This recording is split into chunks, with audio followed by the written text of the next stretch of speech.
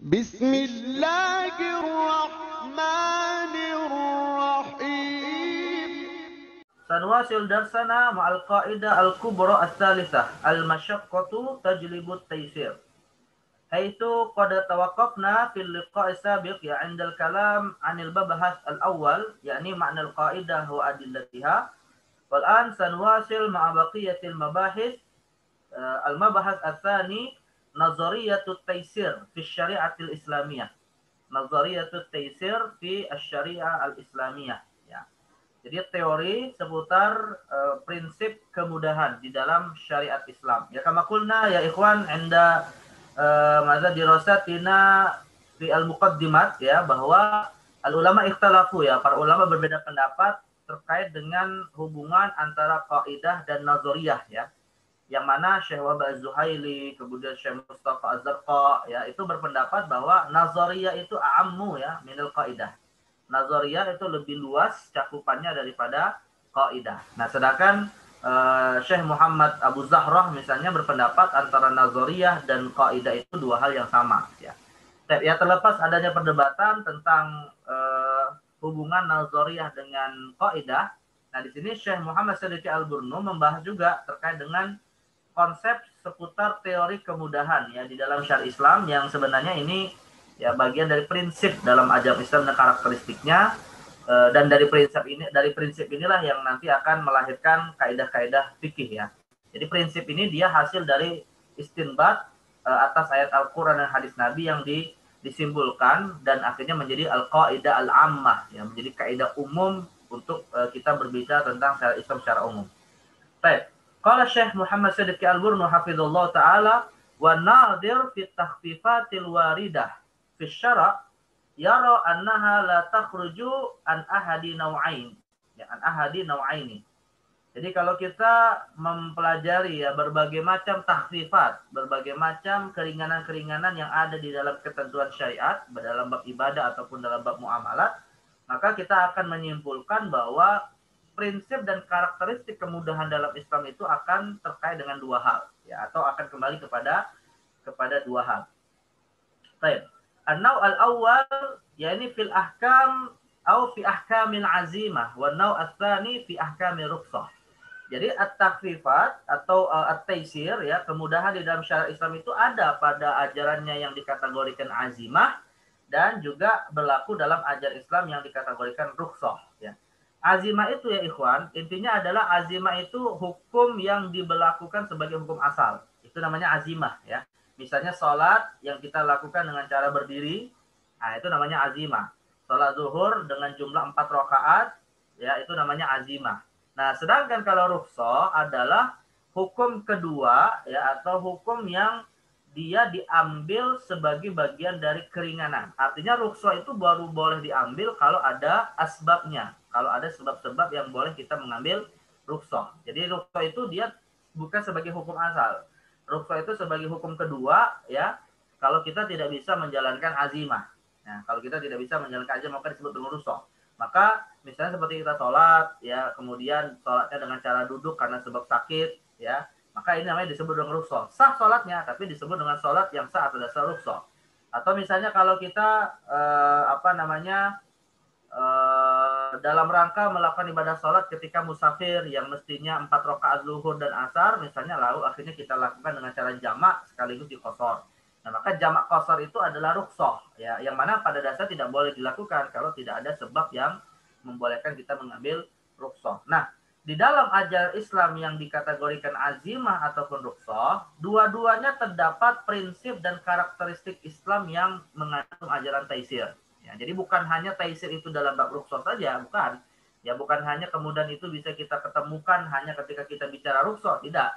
Dalam bab azimah pun banyak sekali aturan Islam yang hakikatnya banyak memberikan kemudahan bagi manusia. Ya. Qala Syekh Al-Burnu, ya, al-awwal nau'un syuri'a min aslihi litaisir wa huwa umumut takalif asy-syar'iyyati fil ahwalil 'adiyah.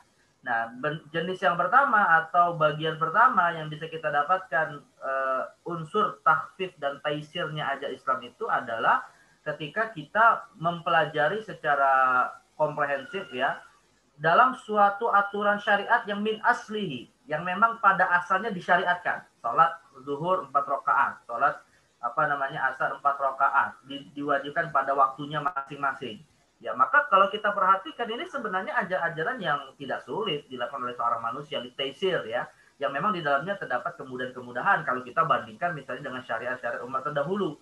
Nah, maka ini merupakan bagian dari takhfif yang Allah berikan juga dalam syariat Islam ketika kita berbicara dalam konteks beribadah pada hukum asalnya. Maka kalau kita bandingkan, apa sulitnya bagi seorang manusia menjaga sholat 5 waktu ya dibandingkan waktu yang lain yang masih lebih banyak untuk dia bekerja, mencari nafkah. Padahal sholat 5 waktu bagian dari kita memenuhi hak Allah Subhanahu Wa Taala, yang mana kita sudah diberikan kemudahan untuk mendapatkan rezeki dan seterusnya dalam aktivitas duniawi kita. Nah, jadi ini semacam perbandingan yang bisa kita simpulkan bahwa dalam syariat Islam itu sendiri ada unsur takhfifnya, dan itu bisa kita pahami dalam umumut takalif asy-syar'iyyah pada setiap beban-beban syariat yang dibebankan kepada kita dalam berpuasa, sholat, zakat, ya haji dan seterusnya. Fil ahwalil adiyah, tentunya dalam kondisi-kondisi normal yang umumnya manusia bisa melakukan aturan syariat yang didasarkan kepada hukum asal tadi. Baik, begitu juga bisa kita dapatkan di dalam keringanan-keringanan syariat. Nah, kalau ini tampak jelas ya bahwa takhfif itu sangat tampak ketika kita bicara rukhsah. Ats-tsani an-nau'utsani nau'un syuri'a lima yujadu minal a'dzari wal awarid wa huwa al-musamma birukhsah.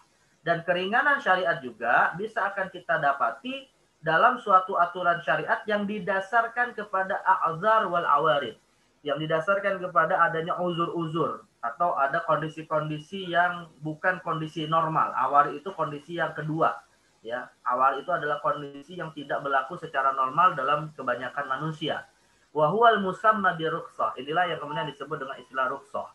Ya, makanya ada hadis masyhur ya, yang hakikatnya antara azimah dan rukhsah itu adalah bagian dari syariat yang Allah cintai dari manapun kita melakukannya. Mau dia azimah atau rukhsah, dua-duanya syariat. Rasul mengatakan dalam satu hadis, innallaha yuhibbu an tu'ta rukhasuhu kama yuhibbu an tu'ta azaimuhu. Nah, jadi artinya antara mengamalkan azimah atau rukhsah dengan syaratnya masing-masing itu merupakan bagian dari syariat yang Allah cintai ketika seorang hamba melakukannya. Ya. Wa huwal maksud min qaidatina hadhihi. Nah, rukhsah inilah yang secara spesifik akan kita bahas dalam kaidah-kaidah yang terkait dengan kaidah ketiga ini, yaitu al-masyaqqatu tajlibut taisir. Jadi yang harus kita lihat begini ya ikhwan. Al-masyaqqatu tajlibut taisir, kaidah yang ketiga dalam kaidah yang besar ini memang secara spesifik dia terkait dengan rukhsah. Tetapi kalau kita bicara nazariyah, kalau kita bicara karakteristik dan teori tentang kemudahan di dalam Islam, maka itu lebih luas lagi. Tidak hanya kita bicara kaidah al-masyaqqatu tajlibut taisir. Nah, maka ini mengisyaratkan seakan Syekh Al-Burnu cenderung ya kepada pendapat Syekh Mustafa Zarqa atau Syekh Wahab Zuhaili yang mengatakan nazariyah itu lebih umum daripada qaidah. Ya. Jadi kalau nazariyah tidak bicara dalam konteks secara khusus adanya masyaqqah. Ya, tidak bicara dalam konteks ketika orang mendapatkan kemudahan karena sebab kesulitan. Tidak. Intinya semua syariat Islam itu adalah isinya kemudahan. Ya, karena Allah mengatakan yuridullahu bikumul yusra wa la yuridu bikumul usra. Jadi syariat Islam itu mudah pada dasarnya, yaitu sebagai teori dasar utama yang lebih luas daripada kita bicara secara khusus dalam bab rukhsah. Tapi kalau kita bicara bab rukhsah secara khusus, maka inilah yang nanti akan terkait dengan kaidah al-masyaqqatu tajlibut taisir. Nah, maka seperti yang tadi saya katakan, Syekh Al-Burnu di sini seakan diisyaratkan cenderung ya kepada pendapat dua ulama tadi yang saya sebutkan bahwa nazariyah lebih umum daripada qaidah. Ya. Fa qaidah al-masyaqqatu tajlibut taisir idzan majaluha ar-rukhas bi anwa'iha. Maka teori atau kaidah tentang al-masyaqqatu tajlibut taisir ya majaluha, apa yang menjadi ruang lingkupnya? Pertama, ar-rukhas bi anwa'iha, berbagai macam keringanan syariat ya dengan jenis-jenisnya. Wal awarid samawiyah kanat am ghairu samawiyah, juga terkait dengan kondisi non normal, kondisi tidak normal yang disebabkan karena sebab samawi, sesuatu yang tidak bisa ditolak manusia, atau sebab yang ghairu samawi yang bisa manusia melakukannya, atau muktasab gitu ya. Nanti akan dijelaskan rukhsah itu ada dua, asbabur rukhsah ada dua, ada asbab samawiyah, ada asbab muktasabah atau ghairu samawiyah. Fahiya qaidah ad-darurat wal ittirar bi khilaf qaidah la darara wa la dirar al-atiyah. Dan ini kaidah yang didasarkan kepada kondisi darurat yang nanti akan berbeda dengan kaidah keempat ya. Kalau kaidah yang keempat la dharara wa la dirar itu malah tetap berpegang kepada azimahnya, tetap berpegang kepada hukum asal bahwa tidaklah Allah melarang sesuatu kecuali di situ ada bahaya, dan tidaklah Allah memerintahkan sesuatu kecuali di situ ada maslahat. Itu dalam bab azimahnya. Tetapi ada juga hal-hal yang sebenarnya sih ada unsur bahayanya, tetapi kemudian dibolehkan untuk dilakukan atas dasar darurat. Nah, maka rukhos ini, ya Syekh Al-Bunun mengatakan lebih cenderung dia terkait dengan kaidah yang ketiga, al-masyaqqatu tajlibut taisir, sedangkan kalau bab azimah nanti ada kaitannya dengan atau lebih terkait dengan kaidah yang keempat, la dharara wala dirar ya. Baik, insyaallah nanti setelah bab ini kita akan membahas bab yang keempat, la dharara wala dirar. Nah, ini nadhoriyatut taisir ya, teori tentang prinsip kemudahan di dalam Islam yang intinya berlaku dalam hukum-hukum azimah ataupun dalam hukum-hukum